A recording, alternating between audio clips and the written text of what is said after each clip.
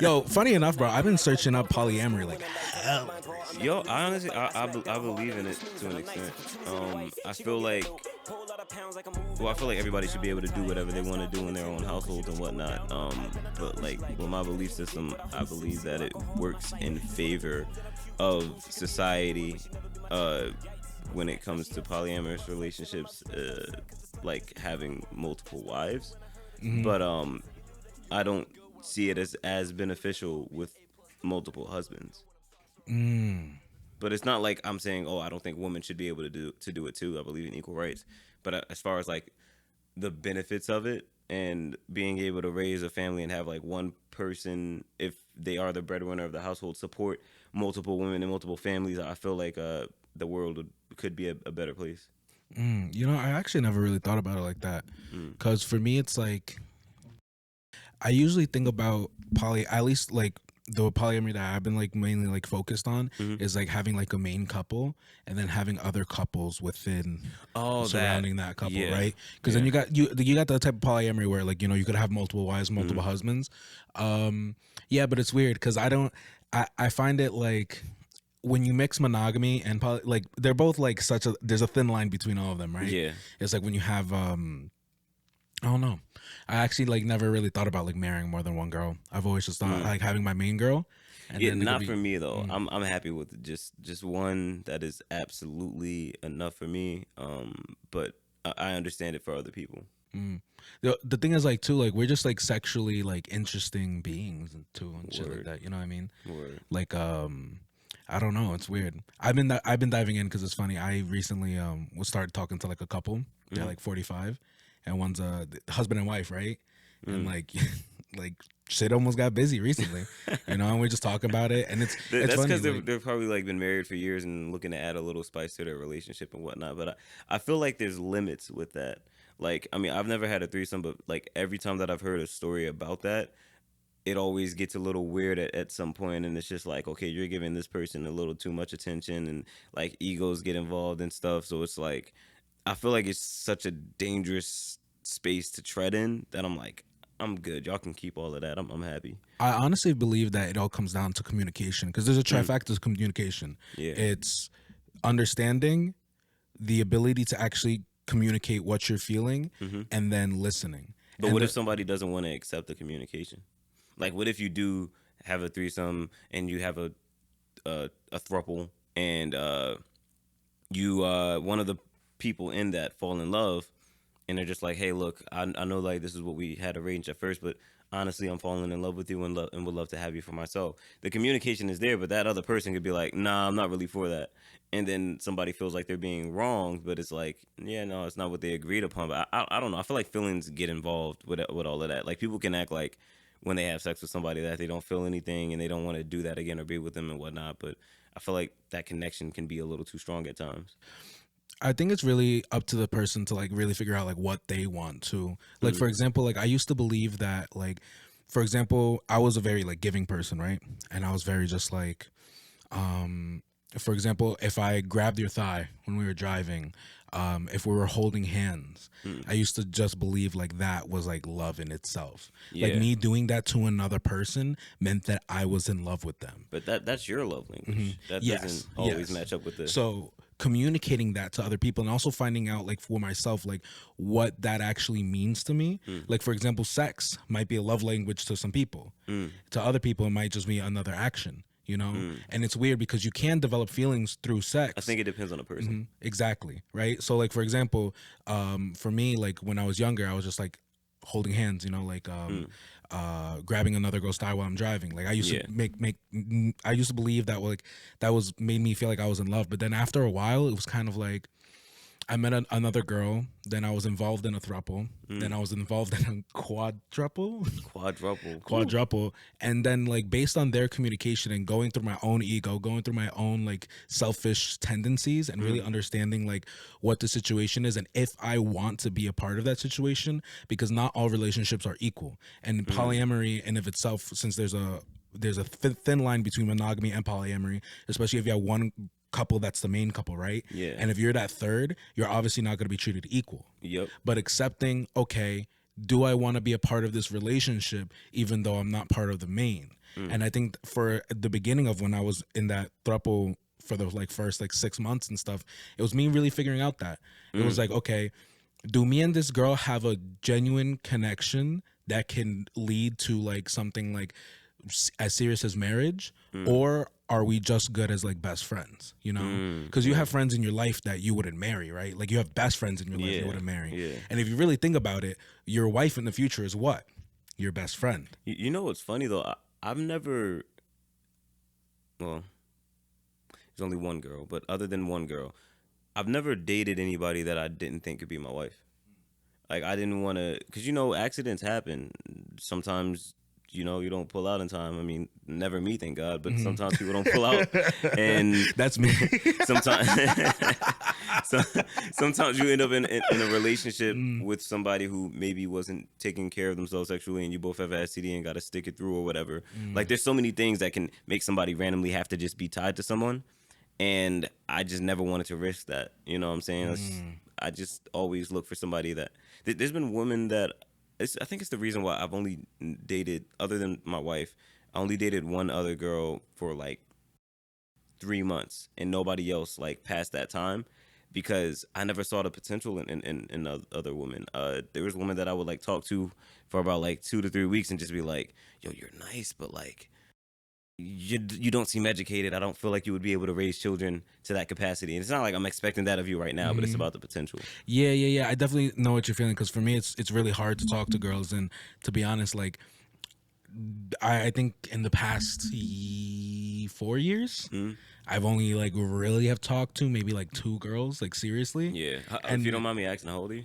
24. It makes sense then. Yeah. 24, yeah. Yeah. Do you want this to be a part of the podcast, by the way? I or thought we like- were recording. Yeah, I mean, we are recording, but Alright. I usually just have it as a warm-up. Patreon. No, I'm joking. Did you want it to, or did you want to start now? We can. Yeah. I didn't say anything that I think I'll regret. Okay, so I'll just do the intro, and we'll kind of just leave that part in. Is that cool? Yeah, that's for sure. All right, ladies and gentlemen, And non-binary. welcome to the AOCHO podcast. We're back. That was a whole intro that we've never done before, but that's lit. We love different conversations out here. Today, I got a different guest for you today. He is a rapper, artist, musician, video maker. I've actually been peeping you for a little bit now, man. So it's actually great that, you know, the world's finally aligned. But my dude, take a couple seconds, minutes, and let the people know who you are. Good with it. I'm Samad Savage, and I paid my taxes, but still didn't get my return. So what's up, IRS? Life is good though. I feel happy. Recently started dabbling in CBD, so I've been a little more. Well, I wouldn't say relaxed, but it reminded me how to relax, so I'm able to relax. And yo, I switched over from rag to like natural loofahs, and it's the perfect change. Like I feel more clean than I've ever felt. Aluminum free deodorant, and yeah, what else, man? Yo, has anybody out there ever had an issue with your car, and then the people at the shop tell you like, yo, this can like put wear and tear on your car if you don't fix it like eventually, but you're just like, do I just want to get a new car, or do I want to just like, you know, just tater-tottering until like one day your car has broken down? That hasn't happened yet, but if you're out there, pray for me that doesn't happen. What kind of car you drive, dude? Jeep 2015 Cherokee. I won't say the color because I've gave too much information already. Bro, I heard Jeeps. People who drive Jeeps, like they always use it. Is it like you said, a Grand Cherokee? Yes, not grand. No, I'm not. I ain't got that kind of money.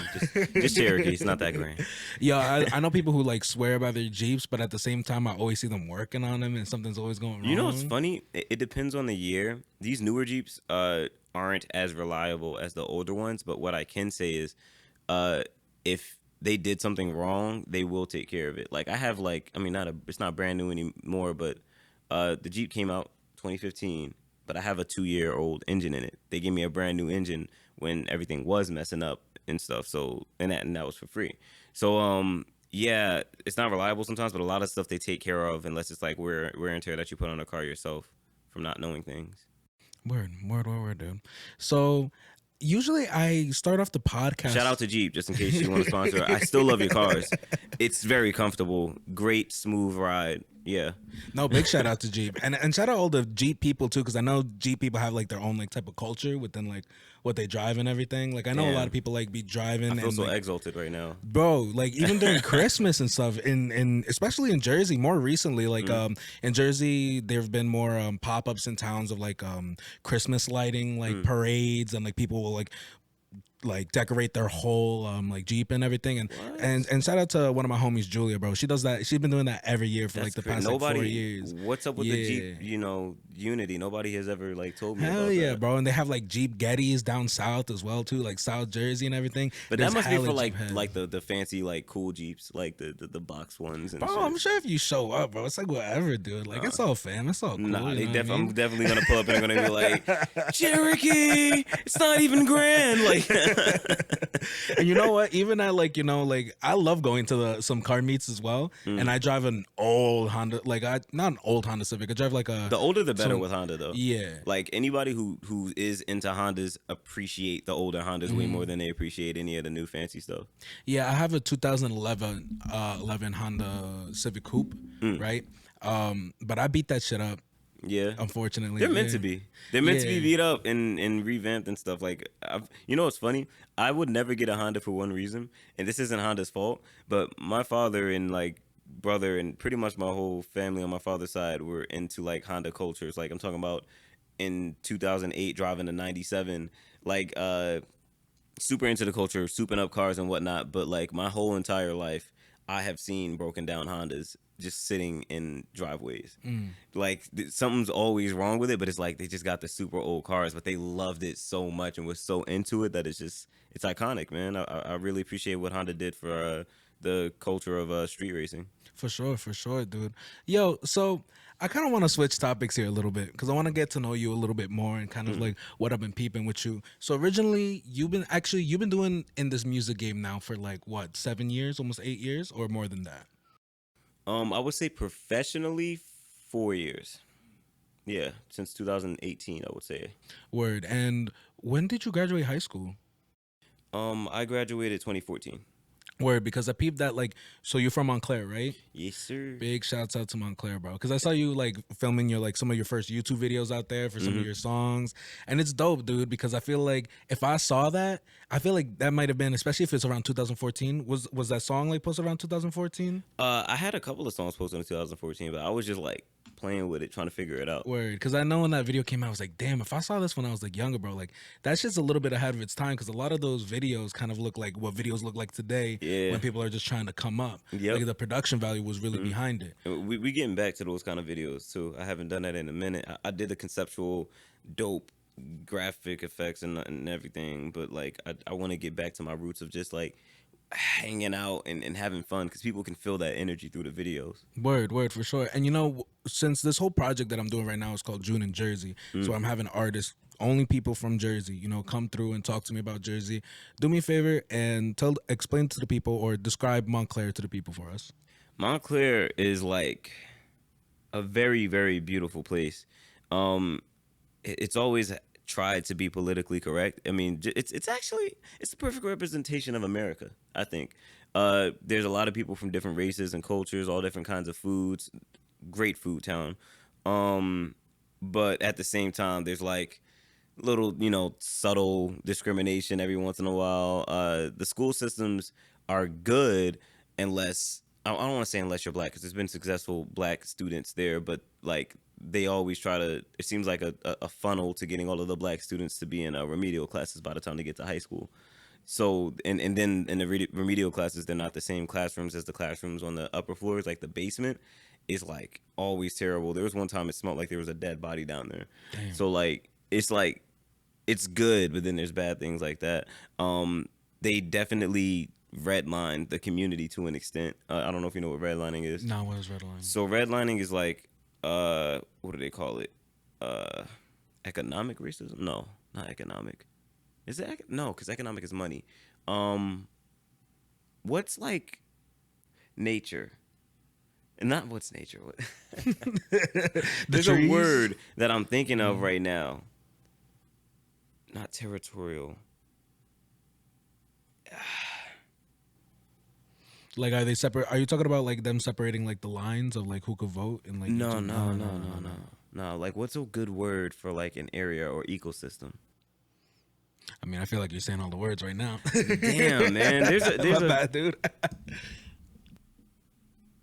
that's what it is. Environmental racism. Okay, environmental racism. Environmental racism. So when they built these towns and cities and started putting things into play, they would have like a section that they would only allow black people to live in. It's not like you can't come to this side of town or anything like that, but it's like, yo, you're looking to buy a house in Montclair. There's a system that's gonna like try to get you to just live in this one concentrated area. So when we go to that concentrated area, the houses aren't as nice as the rest of the town. The streets aren't as taken care of and whatnot. So it's like, and now they're only starting to take care of that side of town because there's a train station that comes right from New York, and they realize a lot of New Yorkers want to move to Montclair. But yeah, so environmental racism, but it's a great place to be for all races. Like when you're there and living, everything is fine. Just try to be on your Q's and P's and Q's. For sure, for sure. You know what? I like Montclair, and especially I actually work for a guy in, well, it's one of my side gigs and stuff. I know there's a train station. There's two train stations that I'm thinking about, one or three, right? So I know there's the one in like next to Montclair State, right? Yeah. Then there's another one that's on Watchung Ave. And there's like a little like roundabout there with some good restaurants over there too. Oh wait, there might be four. Because Yeah. there's the one that's all the way uptown. I mean, no, there's the one before that that's uptown. Yeah. And then there's Bay Street, which is what they call South End. Word. And you know what? Montclair's man interesting because we talked about it a couple of times on the podcast of what they're doing around there. Like they just what's called renovated the the theater that's out there. Oh, Wellmont. The Wellmont. And the other, like the actual theater you're talking about. Yeah, I forgot what the name of it was, but yeah, it's beautiful in there. And there's this awesome little pastry shop in there. I might go back and get a cookie today. Like it's everything they have there is good though. Word. So why don't we talk a little bit about the hip hop industry and like trying to come up in Jersey, because that's been like a big topic that I've been talking to with all the artists who come up here, and it's funny because you seem to be pretty well off comparative to a lot of other artists who are doing it, but I also think that is 100% due to how consistent you are, because I didn't realize how much content you have actually put up and for how long. Like 6 years is a long time to put up content, and I know you took a year off break from like watching some of your stuff, but we'll get to that. But consistency is key with all this stuff. But how do you feel the hip hop scene looks right now in Jersey? Honestly, it looks beautiful and better than it ever has. We still have things to learn as far as community, communication, commuting, and unity in general. But it's still greater than it's ever been. There's so many different stigmas of like, oh, Jersey artists don't work with each other or don't respect each other, but that's false. We're a lot more united. The only thing is, it's mostly like the Essex area that's united. I think due to me and Jay Wonder and artists like Blaze and whatnot, like we're all respected by Newark, so we all work with a lot of artists in Newark. Now Blaze is from East Orange, but I was trying to think of another location. But everybody around that area just rocks with each other. Geno 5, which I think he's from Bergen though. I don't know, but we all rock with each other in that area, and it's starting to spread more and more and more. And you see us working with artists like Turkish Royale, who's like in Passaic, I think.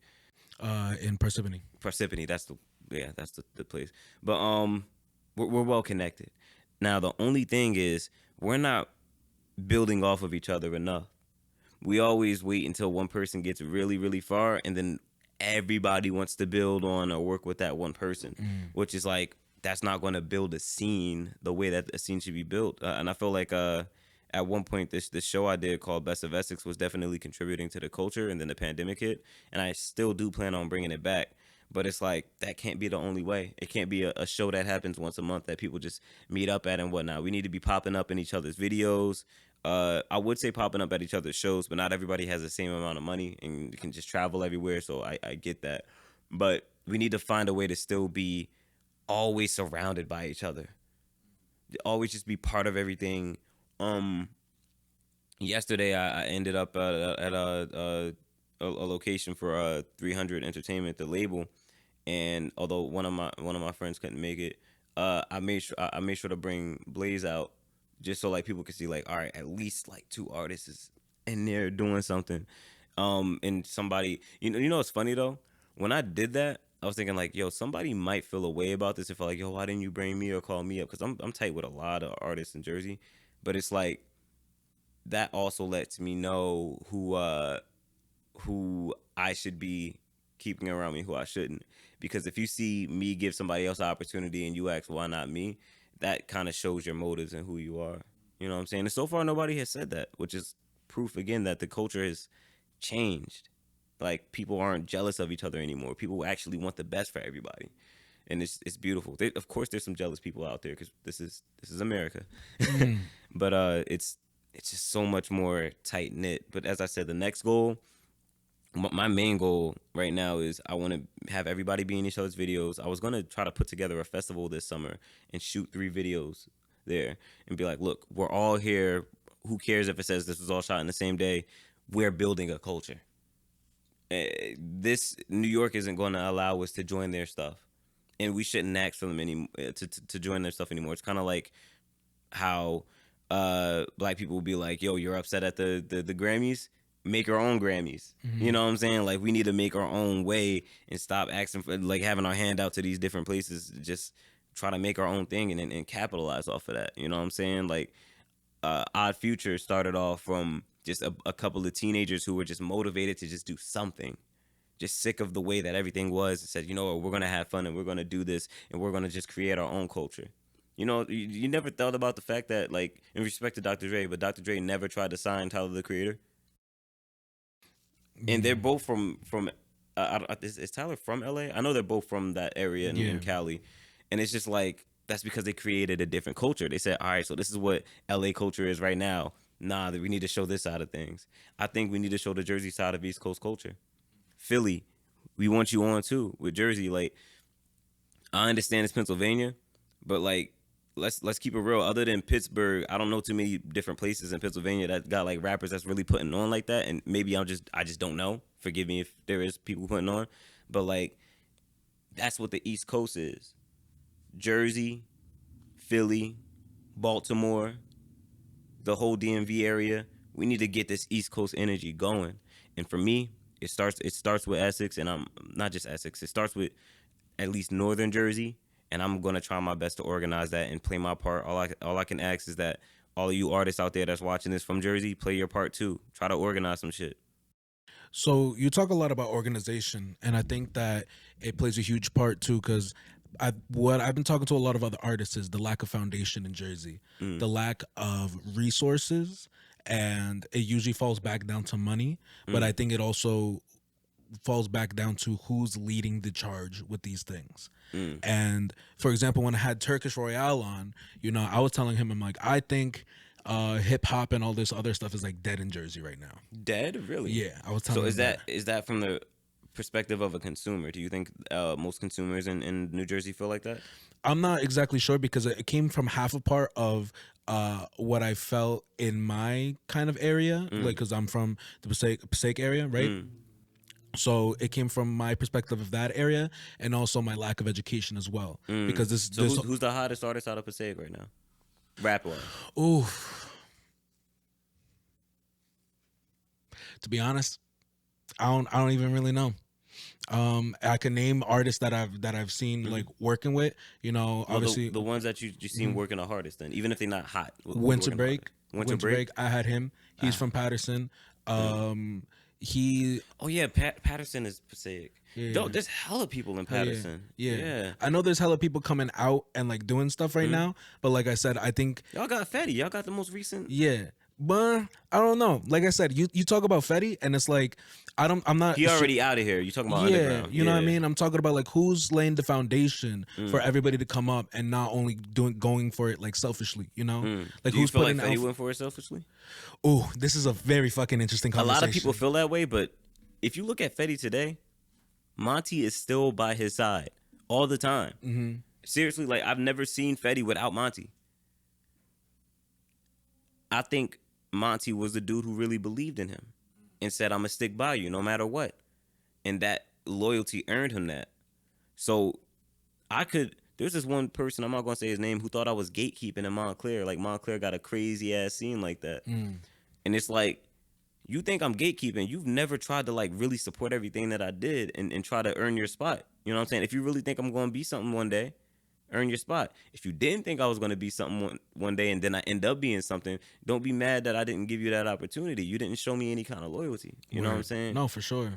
I feel like Fetty does an amazing job at giving back to artists, whether it be Patterson or anywhere. And I feel like Patterson has an amazing scene, but Patterson from the outside looking in does lack organization. But put me on to every artist that you know from there, and I'm gonna try to connect. No, for sure. And I think this is the whole point of what I've been wanting to do with the podcast, especially June and Jersey. So talk to as many people as I can. Winterfest, isn't it? Winter Break. Winter Break. Yeah, he's like an R&B type like singer. He also raps a little bit too. But that's not all right. Respect to Winter Break. I haven't even heard your music yet. Going to check you out, and shout out to all of the R&B artists out here doing their thing. But I mean, like, I don't mean like a. When I say rapper, I don't mean like a 90s like grimy. Like, you ain't gotta be like that. But like Turkish Royale, since we mentioned him before, or Jay Wonder, artists who know how to add melodic hooks and whatnot and make something catchy, but like can really, really rap. That's what I'm saying. Like, who's doing that in Patterson right now?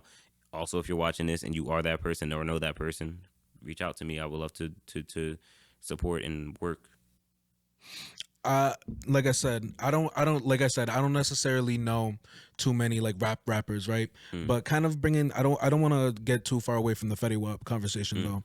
I don't think Fetty Wap is necessarily selfish, and you know what? I haven't done enough research into what he's done exactly, because I see that he signs artists, he has his own label, but at the same time, like I also have been listening to his music and listening to the production of like the last couple of years and why other stuff hasn't popped up of stuff that he was doing, and I think that's a mixture just from the outside and what I've learned so far about business and marketing. To me, it's just like not surrounding yourself with the right people, getting caught up in bullshit again, and then also cherry picking the artists that you feel are gonna like, you know, pave the way for certain people, you know, and cherry picking. Is cherry picking wrong? I don't.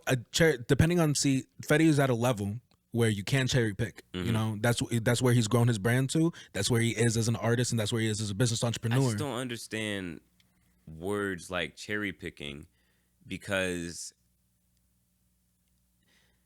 he's gonna reach out to whoever he deems suitable. And if somebody doesn't agree with that, that's not really their business. It's more like all right, put yourself in a position. It's back to the Grammys conversation. People get mad at the Grammys every year. Have all of you really tried to join the community so you can vote for these albums?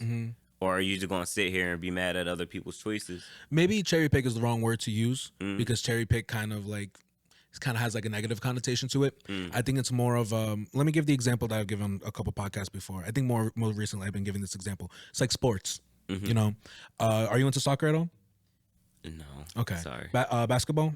I'm not into sports. Oh, not into sports at all. Okay, cool. No matter how much I'm wearing these basketball shorts. It's all good. It's all good. So basically with sports, you know, in general, when you're little, right, you go into elementary school and everybody's trying every fucking sport in the world, right? Yeah. Then you go to middle school and you kind of start getting what sports you like most, so you start trying those out, right? You get to high school and all of a sudden, like, you get to choose whether you're going to keep pursuing that sport, and they have JV and then varsity. And the varsity guys are usually the ones who go into college, and then if you get accepted to a college, you know, you're going through this whole system. And then college, you know, every tier that you're going through, more and more get knocked out through this filter, right? Then you get from college, you're going into major league, right? So once you get into major league, now that's the best of the best, you know. And how many people drop from college and don't get to the best of the best, right? And it's like where Fetty is, he's kind of already at the best of the best, you know what I mean? And he's just picking from what's coming at him. Is he? Right? I think like, well, I think we're over. Of course, he's had much success, but I feel like we're over estimating how much he can do. Like, he is extremely successful, one of the most successful Jersey artists, right? But he's the most successful Jersey artist.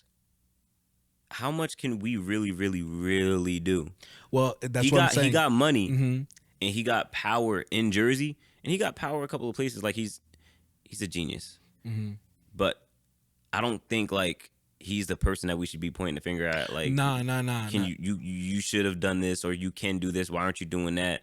I feel like you've been for the culture, man. I think it sucks because it's really nobody's job, and it can't really fall on anybody, you know. But it always falls on the big dog. But exactly, you know, at the same time, it's like that whole foundation that needs to be there, that whole system that I just told you, you know, it's kind of, I'm trying to kind of compare it to like what artists in Jersey have the opportunity to do today.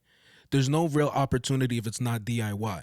There's no system in place. How many places in Jersey can you perform as a hip hop artist if you're not setting up your own show? How many places have already existed in the past? You know what I mean? Who's running this shit right now? If you weren't doing what you were doing, who would be doing it? All right, I definitely get your point there. And like, for example, Turkish Royale, you know, he was the first person I met, and like who I was talking to, and he's like, yeah, we're doing these DIY shows. He's like, I run Mad Minds, I do this, and I'm getting 350 people out at a show. You know, it's funny. I think he's past DIY though. Oh yeah, for sure. I think the guy's like, I mean, he may not be pulling up in a Benz or nothing, but he in his own way is a mogul. He's created a brand that's recognizable, that people really associate greatness with. And I was telling him last time I talked to him, he needs to figure out ways to capitalize off of that, bigger headliners, shortening the open mic and whatnot. And when he does these things, some people are going to judge him. Some people are going to say he's changed and whatnot. But it's about the progression of obtaining power. Like, if I have 100 apples and 10 people like, yo, can I have like 2 apples? That's 20 apples gone. And now I only got 80 apples. But if I had, but then like, what if that's, let's say I was making more apples off of those seeds from those apples and could only make a few. That would eventually tear apart my business, no matter how far I got. Now, if I had 1 million apples and 20 people say like, "Yo, give me 2 apples," it's like, all right, now I have more room to give y'all these and keep my business up afloat and give more opportunities. Now y'all gonna grow your own seeds from these 2 apples that I gave each you. Like the math doesn't make perfect sense, but you get what I'm saying? Yeah, I get it. It's just tough because sometimes I'm still perplexed by how Turkish Royale, like, you know, gets his shit rocking. And I'm perplexed on how exactly he's become that successful. Because with that same thing, you think like, hey, you know, like, I only have a certain amount of money, right? I only have a certain amount of like time to dedicate to this. But it's like, what happens if the apples just keep on coming in? And as you start putting out and putting faith on ones that you're giving out, and then somehow it comes back like twofold, you know? That happens sometimes, but you can't always risk that. You can't. What I'm saying is, I feel like Turk is though. It's good to risk that and good to give away your apples as much as possible, morally, right? But you should not expect somebody to give away their apples, or when they don't give away their apples. This is a funny ass analogy. When they don't give away their apples, to shame them and judge them for that and say, how could you do that? Like, as amazing as we're talking about Turk, there's still people who get pissed at him, and who think he's not for the culture, and who think that he's trying to one up on everybody, and who think that he's doing things wrong. No matter how righteous this man is, there are still people who say that. Word. You know, it's funny. I would love to have those people on to talk. Because like I said, I'm kind of in my own journey right now trying to figure out and talk to as many people about the Jersey culture, how we can get it popping, how we can all work together. Yeah. You know, and I think collaboration is the biggest key. And it's crazy because when I was searching you up and kind of looking you up, and it's crazy, I don't even go through too many like artists, like Instagram and like, you know, research them too much. I was watching a lot of your videos, but as soon as you came in, you were kind of telling me like, you know, I've been on a couple podcasts before, and I was like, you know what, I think if you've been on a couple podcasts before, I don't really want to know about your origins and your beginnings. You know, if this is what you're doing right now, fuck it, let's talk about it, you know. Word. And like I said, this whole journey and this whole process of like learning what we can do, because like I said, I think it comes from setting a foundational standpoint.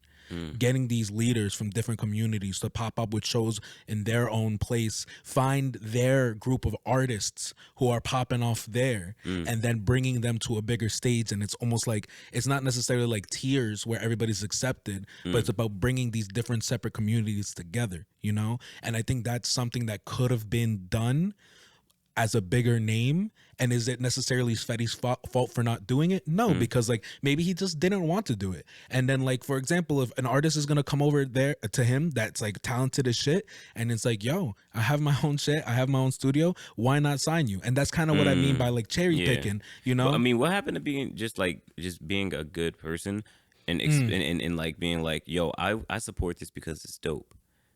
While artists are starting to become opportunistic, like, yo, I support this because I think you'll support me.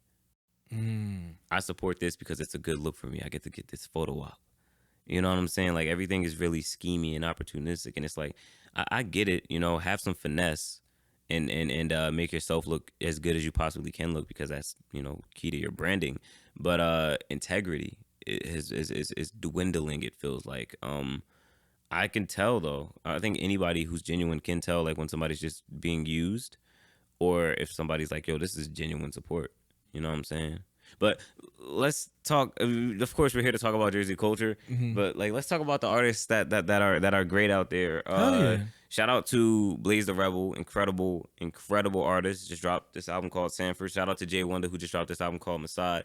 Shout out to the greatest rapper without an album out right now, Solus. I have heard about Solus. I haven't. Solus is that guy, yo. Like, nobody want war with Solus, man. Like, and that's no disrespect to the other names that I'm about to mention, but it's just like, that dude is just, I don't know, man.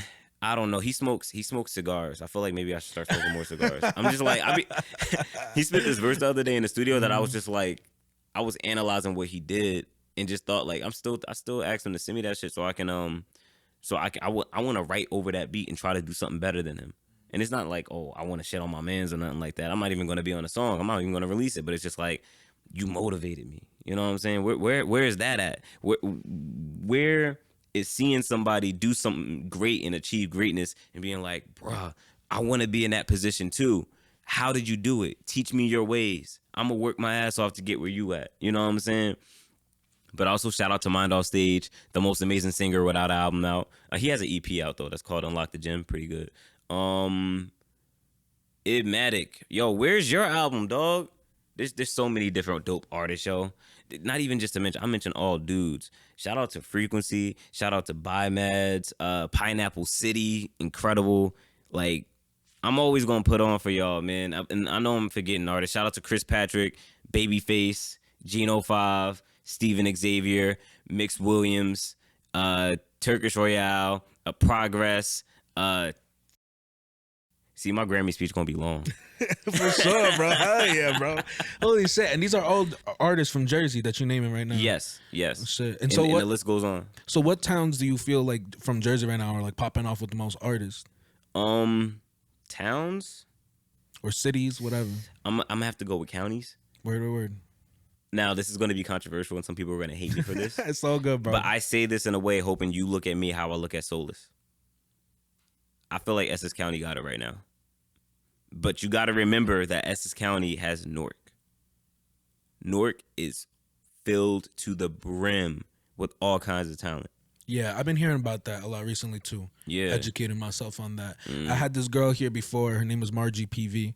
Margie, yo, I love Margie. She's incredible. Yeah, Margie's great, dude. She's great. And Yeah. it's funny how I feel like all these links to all these different artists and people are so small and we just don't realize it yet. You know what I mean? The networking is like, somebody always knows somebody. And I knew Margie because my sister did Peruvian African festejo dancing. Yeah. Oh, she be killing that. Yeah. And my sister did that with her, and they did a competition together. Did they win? They should have won. I don't even recall like she posted the video, but I'm so Margie that I'm just like, Yeah, yo, dude. nah, she won to us. Yeah, no, Margie's lit. And you know, I was talking to her and she was talking to me how like before the pandemic, the Newark scene was like popping off and that they were having like great get-togethers, a lot of open mics, stuff that she was hosting, stuff that she was trying to get together. Then COVID hit and everything kind of died down. Yeah. You know what I mean? And COVID hit at the music industry, performing industry, like everybody hard. But now it's like weird because I feel like there's a fire now, like more recently. People can't wait to get out. Yeah, For sure. And yeah, and you talked a little bit about the Newark scene too. Yeah, Newark is to me the greatest town of hip hop ever, and I get it. Yeah, Brooklyn and Queens and all of New York, as far as the the boroughs go, incredible. But like the once in a lifetime stars that came out of Jersey and the amount of inspiration that came from Jersey too. Like people forget, Kanye was living in Newark before he blew up. Just Blaze was in Newark before he blew up. Reasonable Doubt, songs off there was recorded in Newark. Eminem got his flow that he used on the Slim Shady LP to the Marshall Mathers LP from the Outsiders, which are from, I believe, Newark. It's so much culture there, man. It's undeniable. And then we got, I think Lauryn Hill was Lauryn Hill from Newark or East Orange? I think she's from East Orange.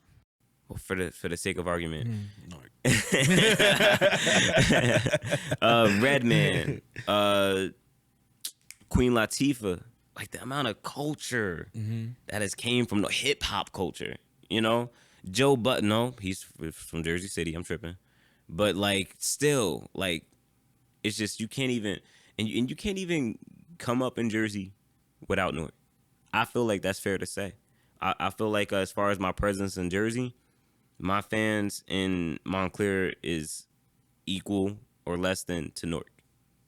It's just I love Newark, yo. So when you were first on the come up, did you? Because you seem like a fucking bucket full of knowledge, and I respect the fuck out of it. I appreciate that. How did you get to this point? Because, like, for example, I love this because I'm a little bit hard to keep up with you right now, but it's because I'm absorbing a lot of shit from you. Gotcha.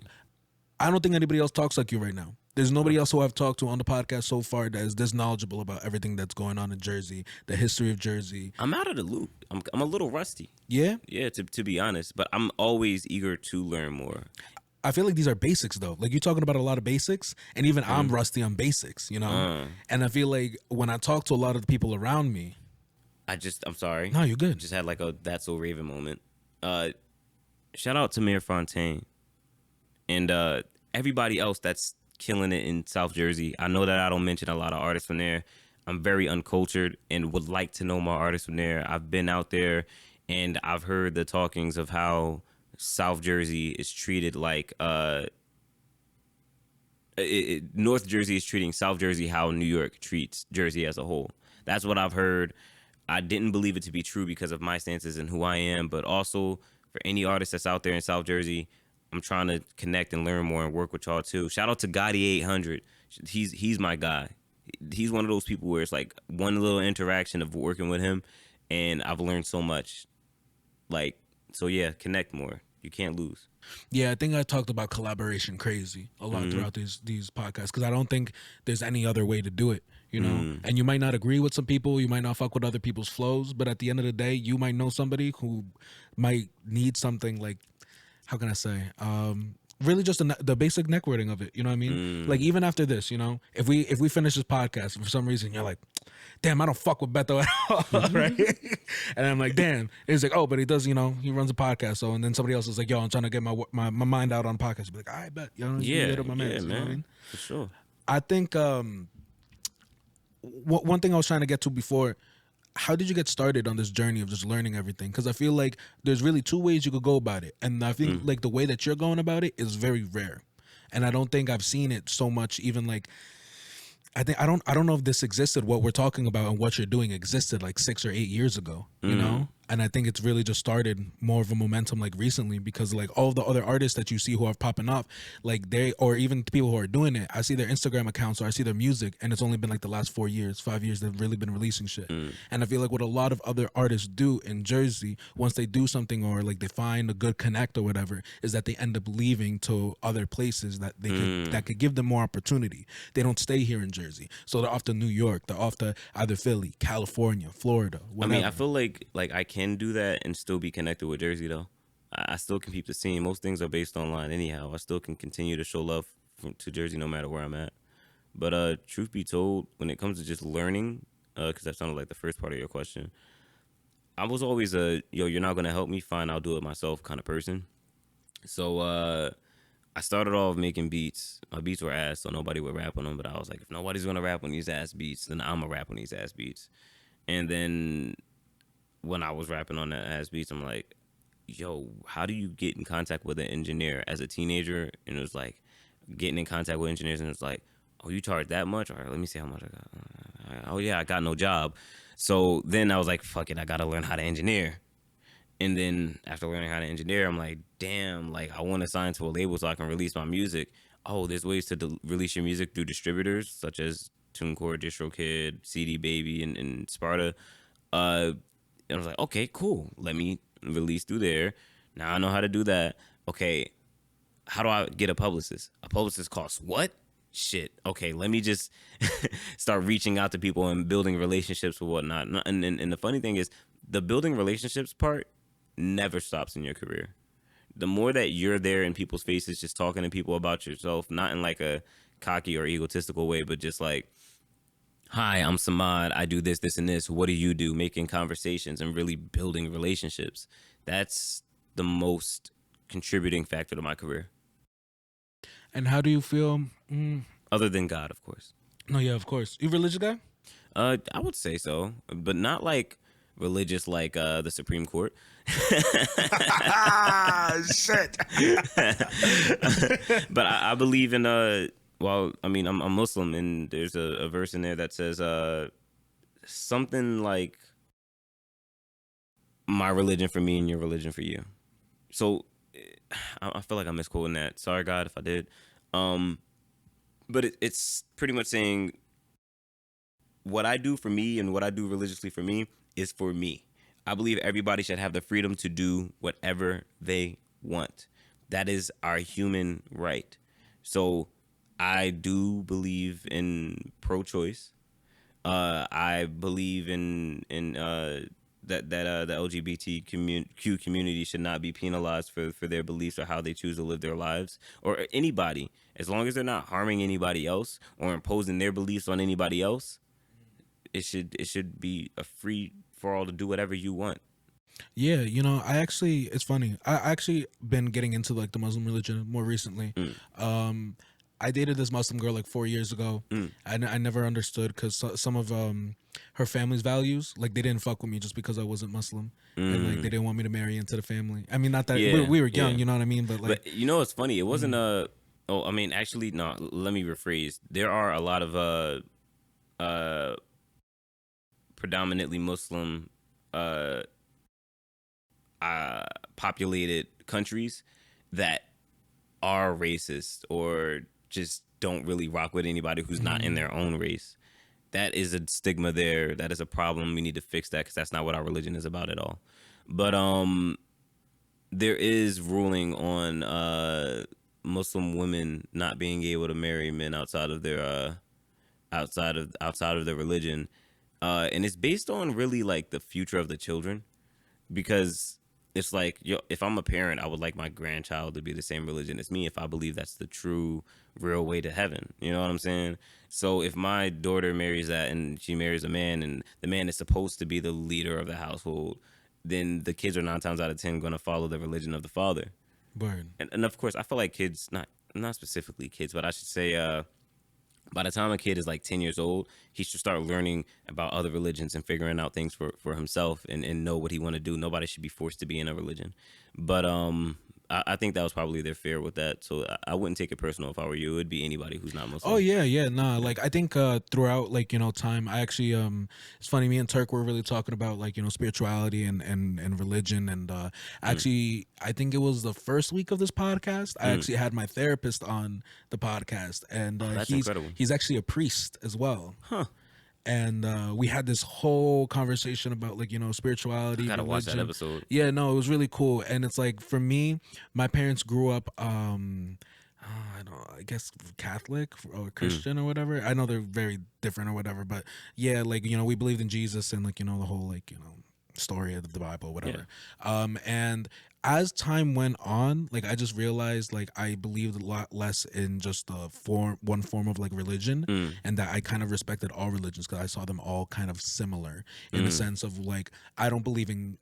It's not that I don't believe in God. It's kind of like I believe in the universe, but it's like the universe is God. So we believe in the same thing. We're just calling it separate stuff. And at the end of the day, when we move on to our next life, I feel like no. I feel like we believe in different things, and that's okay. It's okay. Not everything has to be merged or one view. I feel like people like try to change the mind of how they feel about something in order to make themselves comfortable or make people around them comfortable. Okay. But it's like, no, we have completely different views, and that is okay. We're allowed to.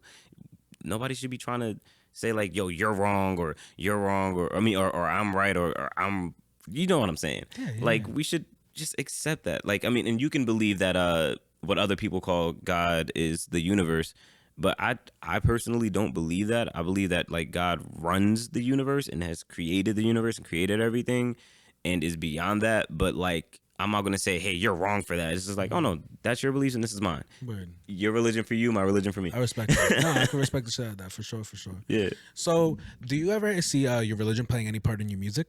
for sure, man. Honestly, I can't even like say certain things without it playing with my conscience. Like, dang, like if God read this back to me on the day of judgment, how would I feel about that? You know what I'm saying?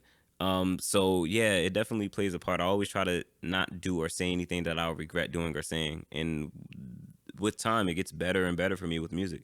With Dual Liddy, the most recent album I did, I don't even regret a song off of there. Even the one song that I did kind of like go overboard with the cursing and stuff, like I felt like I did that to release some steam, so I didn't try to harm anybody in real life. You know, so it was therapeutic for me. Where do you feel, is there ever like I don't see, it's hard as an artist because it's like if you're trying to like if you're true to your religion and everything, you don't want to do like anything like, you know, like anything haram, right? Pronounce that really well, better than I could. Thank you, dude. I like studying other languages too. Like I said, I was like with Turkish. You know a Royale. little Turkish. Yeah, dude, I know a little bit, a little bit. I try to impress. You know what I mean? Try to.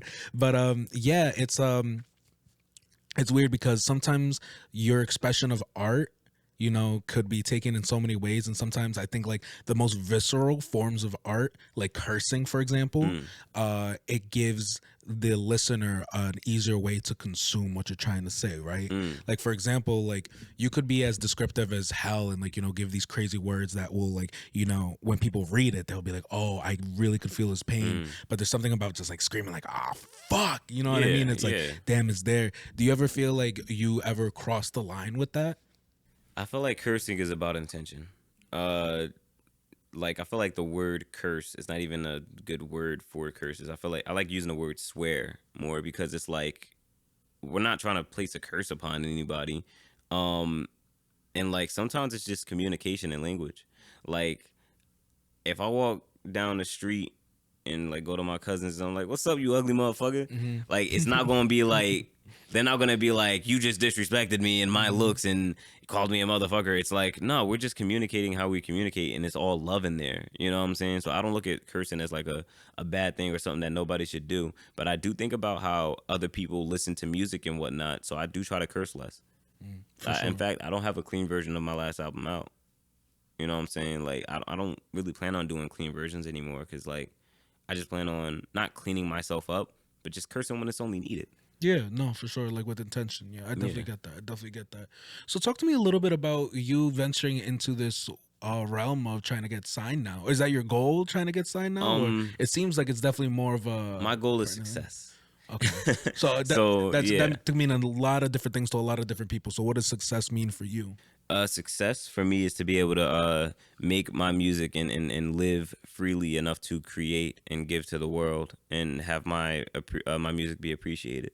Now, I can do that independently, but I can also do that with a label.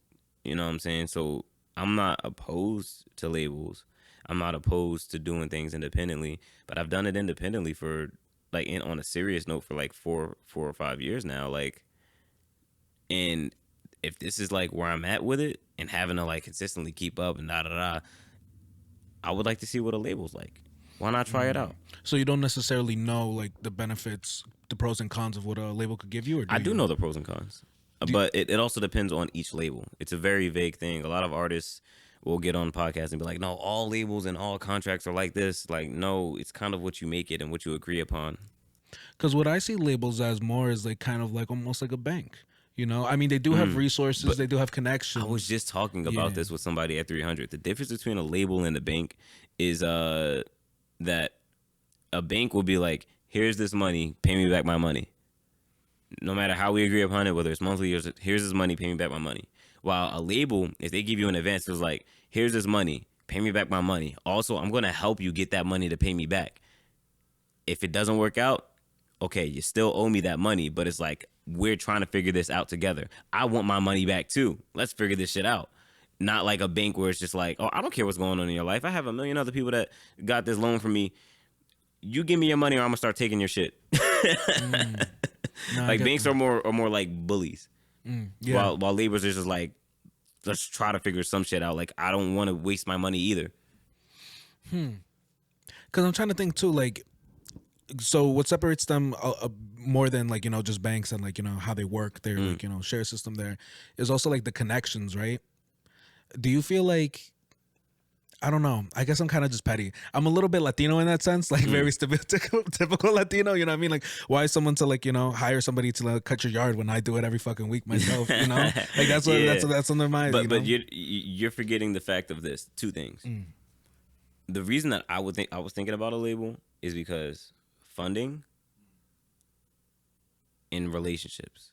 There are relationships that you cannot obtain without being part of a label. Fun fact. I tried to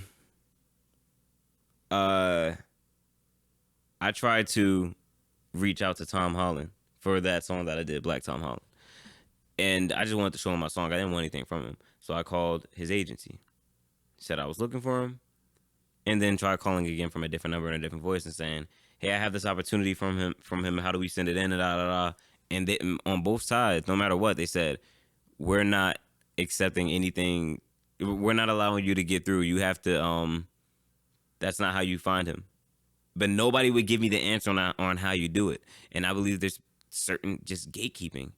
And it's like a label can't fix that. That was just a small example. But like, how do I get in touch with such and such from, I don't know, I'm just looking around at different things. Is that a Canon camera? Let's just say I'm like, yo, I want to put a Canon camera in my video, have somebody take a picture with Canon.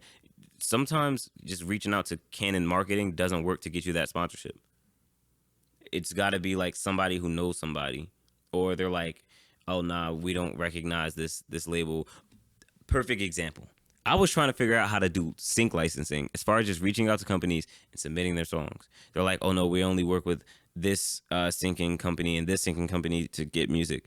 And then I reach out to the sync companies. How do I join? And they're just like, oh, like, it's a hurdle for every single thing. I'll put it that way. It's extremely annoying, especially because I said I'm the kind of like, yo, if you want to help me, I'll do it myself kind of the person. And you can't do that with some things. You just can't. They just like literally are like, no, you can't do this. And then they won't tell you the way how to do it. So it's not like I feel defeated or anything like that. But if there's a way that I can make that a little bit more easy for me and then get into the industry at least so I can build these relationships after or during me being with a label and then be able to utilize them after I leave a label, it's not easy. No, yeah, for sure. And I think it makes a lot of sense in your position as well, since you have a very well built discography behind you as well. And you have stuff that like even your YouTube videos, dude, like you've been doing like high production shit for like a minute now. And it's very, very surprising. I'm like, like I'm not the type of person like, who like cares about numbers when I consume somebody's content, but I'm also a business person, also think about marketing. And I also think about like, okay, let's look at the analytics. And like some of the analytics on your videos confuse the fuck out of me. And I'm sure they do to you too. It must be very fucking frustrating, because some of these videos, and I see like even more recently, like for example, the what was it called? Fuck, I'm sorry if I'm butchering the name of it. The most recent stuff there's like I think you posted number 6 most recently on your YouTube. The series is I just want to rap. Yeah, there you go. I just want to rap series, right? The last 2 were like a minute long, right? Comparative to the one that you did, the Kanye West one. Yeah, that one was long. Yeah, but it was fire. Yeah, and I was just like, damn. I was like, this man keep going and going and going. And did you switch to like shorter, like, kind of content? The funny thing is that the series was initially just supposed to be a 1 minute thing every time. It's just 1 minute, just me just rapping, not really thinking about too much. The reason that number 4 was such a big production, it was because I wanted to really give Kanye his flowers.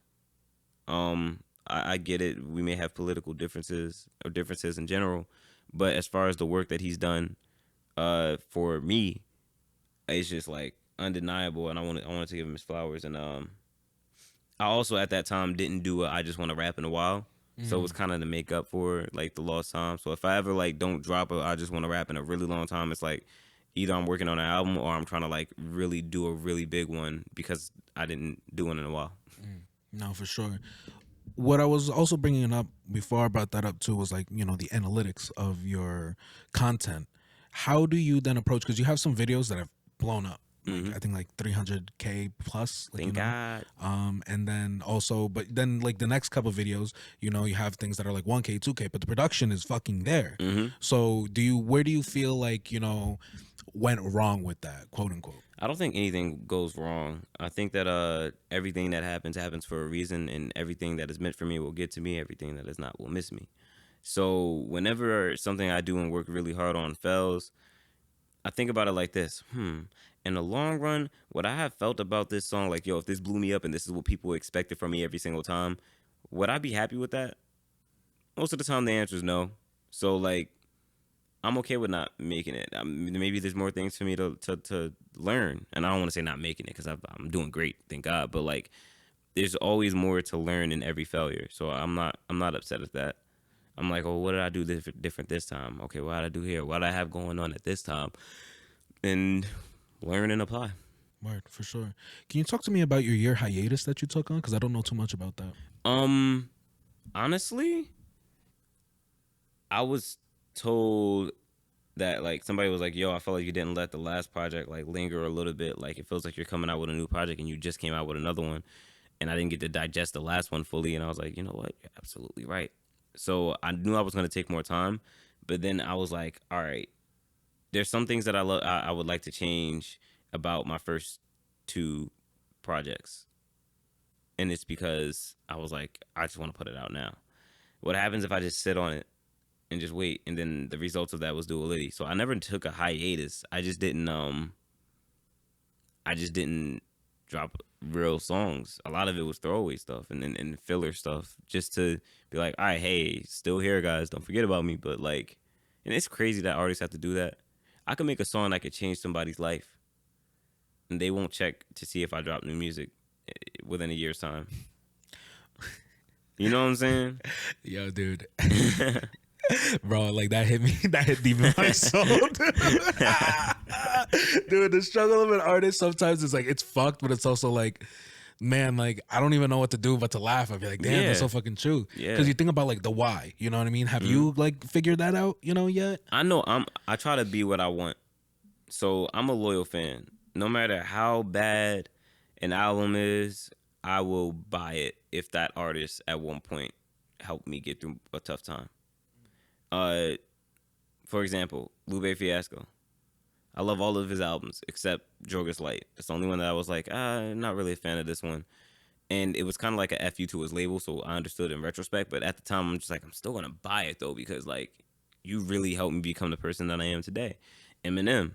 I don't feel like Revival was really, like, the worst album of all time, like a lot of people make it seem to be. But it wasn't his best work. But I still bought that album because I'm like, man, you changed my life. You made me feel like I wasn't alone in what I was going through.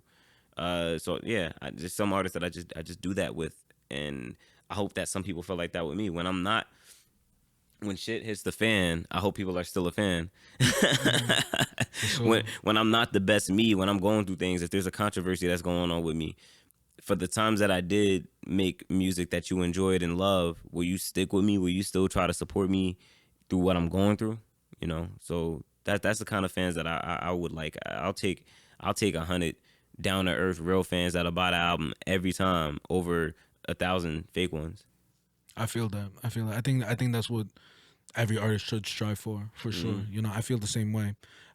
How do you feel about constructing your image? Because I feel like at this point, you know, and where you are in your career, and especially when you go to a label, I feel like a lot of people are going to talk about image. And there's a lot of people I've had on the podcast before talk about how important that is to certain artists that they are working for, especially the ones who are huge in the industry. How do you feel about that? It depends on a day. When you say image, do you mean like a public image? Yeah, how you're perceived by your fans, okay. and your Instagram. So image is important, right? But it's about balance.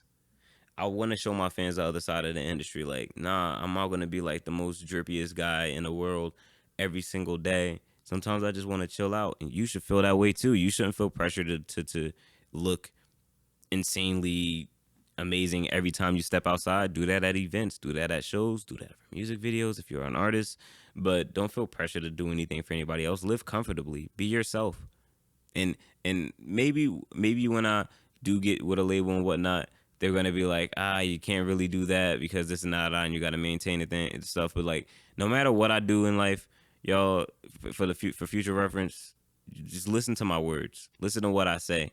Don't always live by my example, because I'm just a human trying to be a good person, trying to get it right every day, like you are. I'm not gonna always have it right, but I will always try my best to say the right things. I feel that. You know, I think this kind of is a good segue to, and I'm really interested to hear your thoughts, because your mind works a lot differently than a lot of other people I've talked to so far. So, how are your feelings about cancel culture? Okay, I feel like it's a myth. I feel like cancel culture is a myth. There's like some people who are just like, you're canceled and da da da, and it's just like, no, you just chose not to support that person. That doesn't mean that the rest of the world is going to not support that person. Now, then there's that, and then there's people who are held accountable. I feel like accountability is what we now call cancel culture. So like, for example, R. Kelly was touching kids and had sex rings and was a monster, but then like people are like, nah, but his songs are still good and da da da. But it's like, nah, you got to hold him accountable. Why would you support a pedophile? You know what I'm saying? So I mean, name a person that was unrightfully canceled. And when I say canceled, I mean really canceled. Like, can't book a show, can't do anything. Unless legal stuff happened to him, I don't think really I can name anybody. It's not real. It's not real. They said that Kevin Hart was canceled because of the tweets that he made with homophobic slurs. But it's like, that dude is still thriving. He's still doing okay. And the funny thing is, all he decided to do, maybe his publicist decided to do it, or his PR team decided, let's just get out of the limelight for a little bit, let things cool down. He came right back, still got all of his networks. Everything is beautiful in his life. That man is rich. And it's because I think it's a sense of people wanting to have power, to have a say. If you want power and want to have a say, vote all the time, not just for the president. Vote when there's I forgot the name of the middle elections or whatnot, but vote for the House of Representatives and all of that, because if you don't, then things like what's happening outside right now will happen. I feel that, and I think it's great that you brought the Kevin Hart topic up, because I actually watched his documentary behind the scenes of everything that was happening in that time. I meant to see that, and it's weird because, you know, I think also cancel culture is like a myth. I feel the exact same way. I think it's bullshit. And I think unless something legally happens to you, nothing's going to stop you from making a comeback. And there's a whole bunch of people who I can name who've got canceled who are doing just fine or just as successful. And even if they're not successful, they're still able to live a life similar to the one they were living before. Yep. And I'm a big YouTube person. So, you know, when you're talking about that stuff, you're talking about like Shane Dawson, James Charles. James Charles is doing great. He was sending dick pics to 16-year-old boys and receiving child pornography. He's doing great. I don't want to like make an argument for that, 'cause that's disgusting and wrong. But from what I remember, he didn't know the guy's actual age.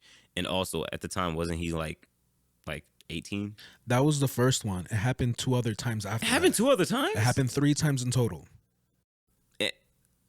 Damn. That's I mean, look, man, I'm not his market. I know. I'm not his market, so like it's not my business. But like, if y'all supporting that, and that's like the whole story, that's what I'm saying. That's what I'm saying. Like it happened the first time, and everybody's like, and he gave this big ass apology. Then he caught up with it again, and then he got caught up with it a third time. That is a horny young man.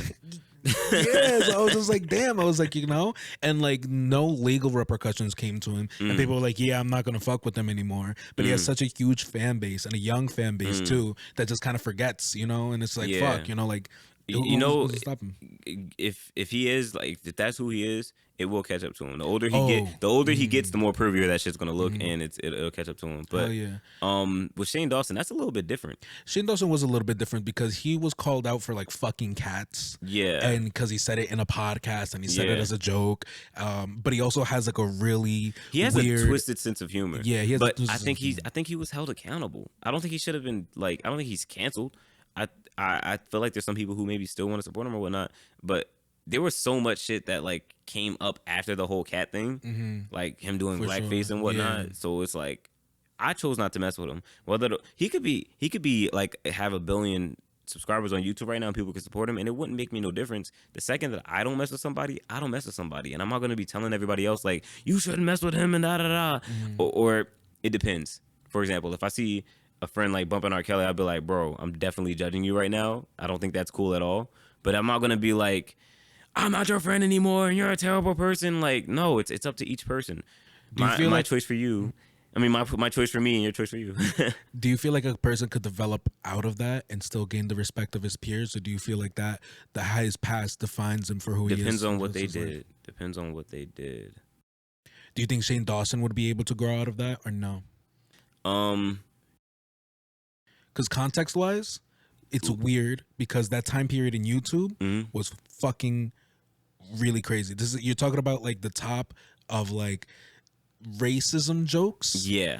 where it Yeah. was okay with everybody, and that's and when Look everybody's at us becoming like older and like able to say like it was a different time. Don't even start with that, bro. Oh fuck, I do feel old. I do feel man. old. Oh, we're young, bro. We young, bro. Yes, Fuck for it. sure. But it's crazy though looking back because you know like the start of YouTube and everything was like 2007, right? Yeah. And the height of that period was right in between like 2010, 2013, right? And it was weird, man. And especially you're talking about like you know when South Park was popping off on that shit. South Park is an incredible show, but people forget that like the writers of South Park are geniuses. Like everybody gets it. It's not like they're bullying or punching down. Everybody gets it, no matter what. And I'm not offended because it's like, okay, this show is meant to be offensive to everyone. That's what they're trying to do. When you're antagonizing a particular group, that's different. That's where that ends for me. Kind of bringing it back a little bit to Kevin Hart, I think what was interesting about the whole canceling thing is that I don't think it really matters in our cases or when people have for them as an individual, them running their individual company or their individual brand or their face. I really don't think it fucking matters. There's some stories that I've heard within the industry where it's like they really care about that because they have a whole team behind them, and if this person fails, their whole team fails. Yes. And that's why it's so important to keep that image and not get canceled as well. But look who you're following. I feel like, and does not apply to Kevin Hart. I feel like he's a great person, and probably sure. great behind the scenes too. But look who you're following and placing your future in. You know what I'm saying? People look like, oh, this guy gets canceled. Like there was a lot of people who were like really rooting for Trump on everything, no matter what, willing to die on whatever he said because Trump may have been filling their pockets or Trump's success meant their success. If Trump got canceled or gets canceled or whatever, that's on y'all. Yeah, this is who y'all put y'all stock in. Is this your king? You know what I'm saying? So like, I think when you not to get super political or anything, because I don't really rock with Biden either, but when you put all of your stock in one person and you believe that this is the person, you got to accept their flaws too. You got to be willing to that's the difference between now and back then. Whenever Martin Luther King got caught in the tabloids talking to other women and stuff like that, people was like, I still support and love Martin Luther King. That's his business. Whatever. If you want to judge me for supporting him, it's whatever. They stood on it. Now, if you love an artist, and it depends on what they get caught doing, you know what I'm saying? Like, I can never support a rapist or a pedophile. Those are the two things that I'm just like, I don't care what you got going on, I can never support you again. But let's just say they were stealing fucking Girl Scout cookies. It's just like, yo, Kanye was stealing Girl Scout cookies, and that was fucked up, and I hope he changes. But that man has done so much good to outweigh that bad. And I think that integrity and sticking by your people, which can sometimes be at your own detriment, is missing. Word. I feel that. You know what? I think this also brings up an interesting conversation. But don't follow anybody blindly. Sorry. For sure. No, for sure. I think this brings up an interesting conversation because how important is it to have a good circle around you? And I don't know if a person For example, like you as an artist could probably achieve to where you are right now without having a good circle around you. Do you think it has played a big part in what you do? Nah, not at all. I really meant it when I said I can never start myself depending on another man. I love all my friends and all of my associates. I have so much love for all of you, but I've never waited on any of you to make any of the moves that I wanted to make. I've never depended on any of you. And it's not that I'm trying to be an alpha or a leader or anything like that. Y'all can choose to fuck with me and follow me if y'all want. But everybody definitely should have their own means of ways, unless like it depends on what it is. For example, like although Do It All from Lord of the Underground is not my he's not in my town, I supported him being councilman because that's not my lane and I don't know how to do that, and I trust him in that. I think he's gonna do great, but God forbid if he fucked everything up, it's like I still rock with him. You know what I'm saying? He tried his best. Maybe I should learn a little bit more about that and do a better job and learn off of whatever he did. But yeah, man, you got to have your own, but support what you believe in. For sure, for sure. And who you believe in. What do you credit most of your success to right now?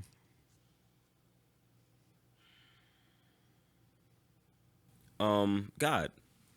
But let me be very specific. I'm thankful to God for making me relentless and always asking questions. When I was younger, all the adults used to be like, "You talk too much. You ask too many questions." And I think God making me that way made it so I have to figure out who's in control of this. I have to figure out who's who in which room and whatnot. And being that kind of person has like brought me so much more knowledge that other people aren't willing to go chase or go get. What do you think is the next step for you in your career? I was gonna tell a joke, but I think the next step for me in my career, in my career, you know, it's funny. I haven't thought about that. I always think about life. Like, what am I doing in life? If I died right now or died tomorrow, would I be happy with what I did? I don't think that far in the future, but I mean, expect more music. Expect me to be happy with the results of whatever happens. That's my goal. I have things that I want to do and achieve and whatnot, but the goal now is to be happy while doing it all. Word, word. What do you do besides music, dude? What's your muse outside of it? Little crack. Nah. Nah. What do I do besides music? I play video games every once in a while. Like, it's very, very rare now. It's like once every 2 to 3 weeks at this point. Do you smoke? I do not smoke. But I just started skateboarding. Word. Yes, and it is fun and alleviating, and it's everything that I feel like I partially needed. What else? I know you're not into sports. Yeah, not really, man. You know why? Because I'm not into anything that I'm not good at. That is one way that I may be a little bit of an egomaniac. If I'm not good at it, I will just like be like, nope, not doing it. While skateboarding is like, all right, I'm not good at it, but there's so many people in the world who's not good at it that I don't feel bad about it. But everybody I know can play 2K and Madden, and it's just like, okay, so what? Go you. Like, what video games you be playing? I play a lot of like solo adventure games like God of War, Resident Evil, Metal Gear Solid, Last of Us, Uncharted, really good series. Yeah. Do you stream at all? I did for a very short amount of time. Word. I don't think it's for me. I think I still may stream occasionally, but it's not like I don't want that to be my breadwinning thing, because it's like I don't love it. I don't want to do anything I don't have passion for. Word. I mean, that just makes sense, you know. Yeah, life isn't fair like that. A lot of people don't have the opportunity to do things that they love doing, and I get that. But if you can help it, man, life is short. Do all that you can to do what you want. You seem very headstrong talking to you. How do you deal with the criticism? You said my head game strong? That's crazy. I don't know. Nah. But now what you saying? Oh, fuck. I was saying, sorry, I was about to be like, oh, we better find out. I don't even fucking know. My bad. How do you deal with the criticism that you get online, dude? Because you have to have had that shit, bro. I've dealt with it bad before. I think I deal with it better now because it's like I'm realized most of the time when people comment negative or stupid. Well, actually, negative comments never got to me. It's Word. never negative things. Mm. It's stupid things. It's stuff that doesn't even make sense. How so? Like if somebody commented on a video of mine and they're like, I didn't understand a word he said, and it has a caption on it at the bottom. Like that says everything. It's like, you just chose to be ignorant today. You know what I'm saying? Like that's the stuff that like I sadly sometimes respond to because I'm just like, look at this idiot. Like, but other than that, like when somebody's like, yo, you suck, or I don't like your music, it's like, oh, that's your choice. Cool. I don't understand why you commented it on my video. Like you clearly like love me. If you, the funniest things is people who don't follow me who comment on shit that I'm doing. It's like, you woke up today and was just like, I'm gonna try to piss somebody off because my life is fucking miserable, and that's how I think about those people. Yeah, I think it's kind of funny. I always say this story how I released one song. I have one song that I have released on Spotify. Rap it right now. It's not rap. Sing it. I had a dream that I treated you right. It's called 7 Days. I didn't know you could really sing. I thought you was gonna be like, nah, only with auto-tune. No. But nah, you really sung that. I could actually sing. Wow. The melody reminded me of that one song from Nirvana. Yeah, you know, it's funny when we wrote it. Well, I was in college when I wrote it. It was a breakup song, right? It was a breakup song, right? So, most breakups start up with dreams. Yeah, yeah. Actually, it's funny enough. The song when I wrote it, it's all about like the 7th day after like the breakup, and like I woke up and I had this crazy dream about it, and it was kind of like all the emotions came to me. And like, you ever have that when you're writing a song and it kind of just comes to you within like 5-6 minutes, dude, and you basically have the whole song done? Yes, that's man, I live for those moments because that's like, I mean, I know you said you only made one song, but like as somebody who's like trying to do that forever, I like love when that happens. Because it's ease. Mike Tyson said greatness is doing something extremely hard with ease. So anytime that I have like something that's really difficult and it's just easy for me, I'm just like, like it feels natural. This is supposed to happen, you know? Word, yeah. I like it's weird because like I said, I was using the word before, like visceral. You know what I mean? It's like those emotions that just come out, and it's like fuck. And I feel like those one of those words that sound like a spell. Yeah, like, I'm listening. My bad. But yeah, it just feels like, you know, one of those things. And I feel like when I released it, it was like very well received to people who like felt it, because it was just like from the heart. I didn't change any of the lyrics after I wrote it. I didn't change any of like how it was constructed or anything. And like, you know, when we went in and recorded, I found this great guitarist who, you know, just was able to kind of like translate my ukulele playing, because I played on a ukulele.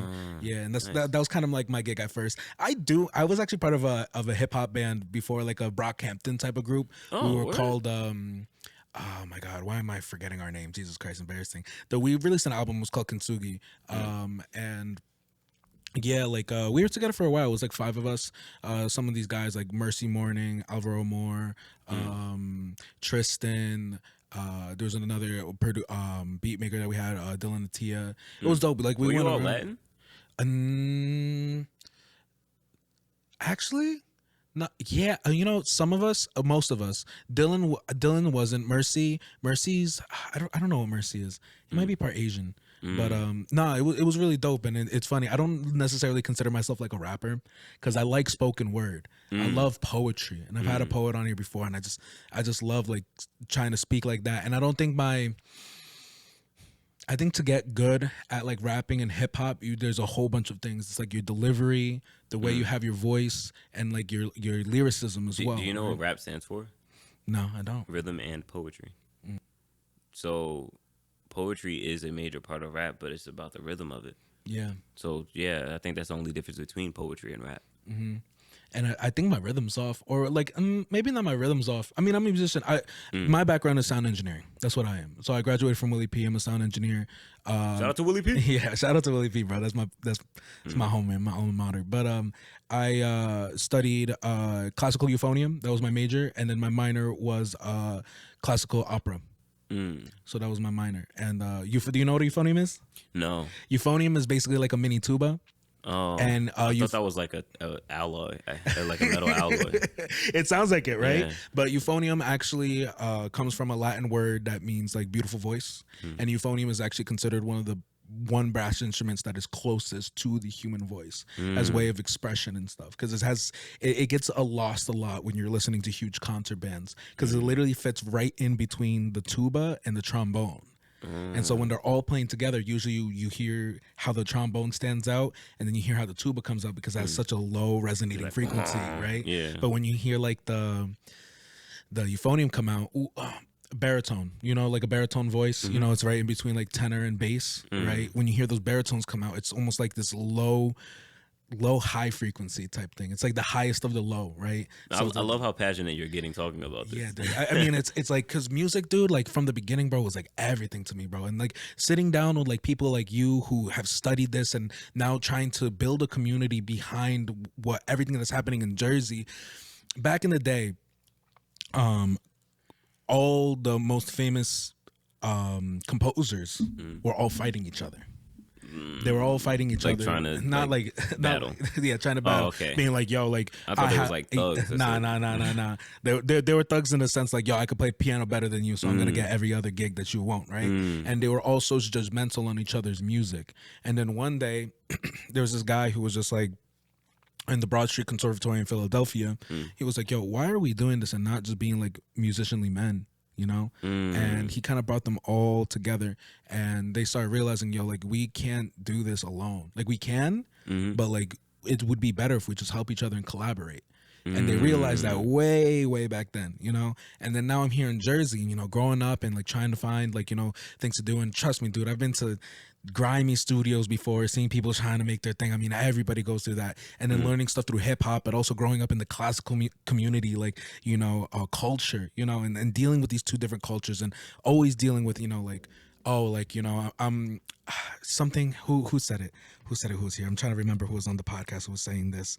I think it was Hassan, he Slippers and Socks on Instagram. He was saying for Pakistan, he was like, he's like, I came to America, they said I wasn't American.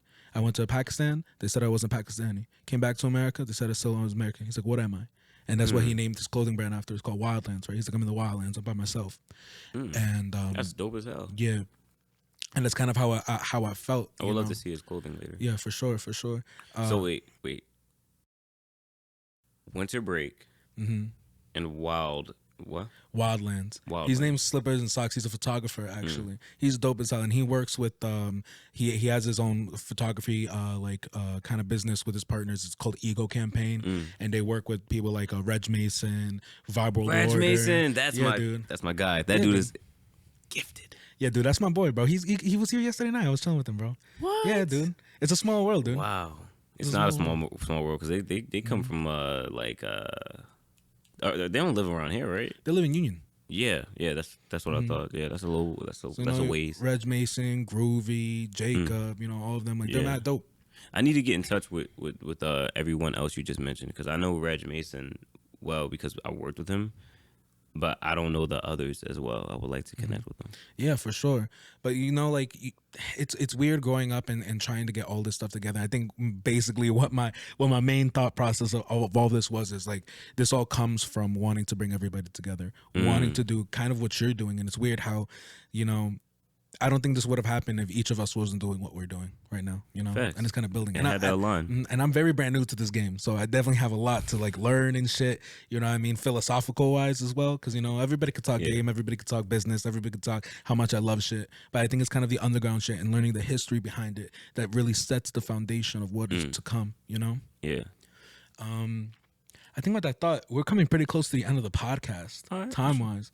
But is there anything that you wanted to say specifically that we didn't get to? New project on the way. I don't have a release date, but the rollout is beginning. And all I'm gonna say now is that it's called "The Internet Is a Terrible Place." Sweet. I actually have one more question for you that I've actually been asking a lot of other artists, because I feel like it's important for people who are on the come up or who decide to go on this journey, because it's a difficult mountain to climb. Has there ever been a part in your career so far that you have felt like it might not work out and you might have to give up what you're doing? And if there was, how did you work through it?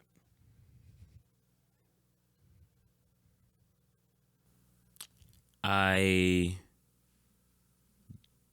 thought, being a religious person, I had to keep in mind that as much as God says yes, sometimes he says no. So if he ever did say no and said like, no, this isn't for you, you need to sit this out, I would most likely still try to do something along the lines of what I do. So like when my mom asked me if rapping doesn't work, what are you going to do? I'd be like, oh, producing. Okay, if producing doesn't work, engineering. All right, if engineering doesn't work, music teacher. You know what I'm saying? Like I still want to, no matter what, have my passion be fulfilled. But I don't really believe in like plan Bs. I just, have a lot of kids, so nah, nah. I don't believe in second plans at all. It's just if you're doubting yourself, man, I gotta leave it at this. Don't do anything that you're not passionate for. If you have truly lost your passion and you don't have a love for what you're doing anymore, don't do it. Find something else that fulfills that and scratches that itch. But if you have a passion for it but feel like the world isn't responding the way that you want to respond, it's back to the drawing board. You just got to figure it out. There's no other way. There's no one kind of advice that can really help you with that. I mean, there's the cliche, you never know when it's all going to work out, so just keep on going. I'm sure you've all seen that picture where the dude is like, there's two people like digging with a pickaxe, and one person finds like a piece of gold and is satisfied, and then the other person is like about to give up, or is like giving up and walking away. But you can see like on the other end of like, if you just would have pickaxe just a little bit longer, there was like a shit ton of gold.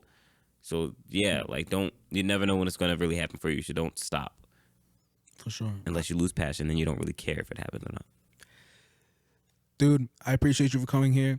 Samad, please let the people know. I came here? Okay. Please let the people know where they can find you, man. You can find me anywhere at my name, Samad Savage. If you're watching this on YouTube, I'm sure he's going to put my name in the title. If not, hopefully the description. If he just does not want to give me any kind of credit at all, you spell that as SAMAD SAVAGE. And that is my name everywhere. You want to find out what I'm doing most recently, follow me on social medias, Instagram, Twitter, TikTok at Real Samad Savage, and Spotify at Samad Savage. And everything is Samad Savage for the most part. SamadSavage.com. You can find all of those links there too. Sick. And fellas, y'all already know the business. AOCHO Podcast, Instagram, TikTok, YouTube. We got an OnlyFans that we're working on as well for exclusive content. So go show some love there. And my boy, let's get the fuck out of here. Yes. Dude, a pleasure, bro. For sure. It's still recording? Yeah. Before you dap me up. School with it. All right, that's it.